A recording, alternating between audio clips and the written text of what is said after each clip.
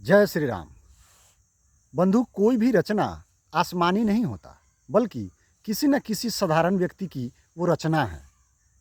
किसी न किसी व्यक्ति की निश्चय ही वो रचना है, वो आसमानी नहीं है, किसी देवलोक से नहीं उतरा है।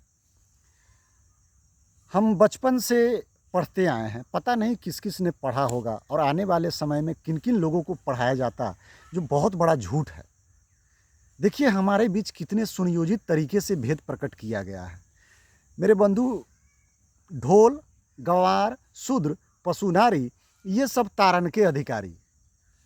यहाँ पर ध्यान दीजिएगा, गंवार, शूद्र, पशु और नारी, ये चार जीवित प्राण हैं जिसमें जान है, जो अपनी दशा और मनोदशा को व्यक्त कर सकता है। लेकिन इसमें ढोलक क्या करेगा, जो निष्प्राण है। जब तक हम उसे पीटेंगे नहीं, ढोलक न बज सकता है, न कुछ अपने विषय में व्यक्त कर सकता है, बल्कि ढोलक बजाया जाता है।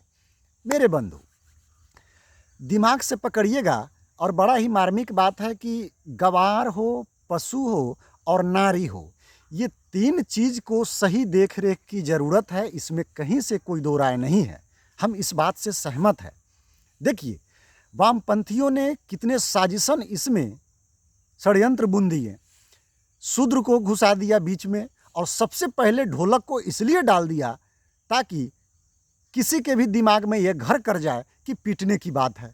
ढोलक को जब तक पीटेंगे नहीं, वह अपनी स्वर साधना की प्रणाली को आगे बढ़ाएगा कैसे, उससे आवाज़ निकलेगा नहीं।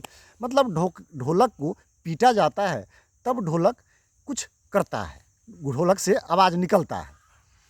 तो इस साजिश से पूरे हिंदुस्तान को बचने की ज़रूरत है और समझने की ज़रूरत है कि किसी जीवित प्राण को यदि उदाहरण के लिए रखा जाए, तो उसमें जबरन एक निष्प्राण ढोलक को क्यों घुसाया जाएगा।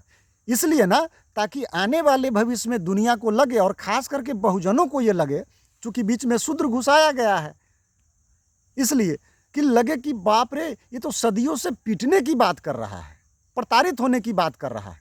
बहुत बड़े झोल से बचिए वामपंथियों। तुम शायद मधु को नहीं जानते, तुम्हारे एक एक झूठ को मैं बारीकी से पकड़कर एक न एक दिन नंगा जरूर करूंगा, और काफ़ी हद तक करता भी हूँ। ज़्यादा ना सही, धीरे धीरे ही सही, तुम्हें बर्बाद मैं जरूर कर दूंगा। सावधान। और बहुजनों, आप सनातनी हो, धीरे धीरे ही सही, मान लीजिए, नहीं तो वृक्ष से कटने के बाद पत्तों और डालियों का कोई अस्तित्व नहीं होता। ठीक उसी प्रकार से आपका भी कोई अस्तित्व नहीं रहेगा। और वैसे भी धोबी का जो कुत्ता होता है, वो न घर का होता है और न ही घाट का होता है।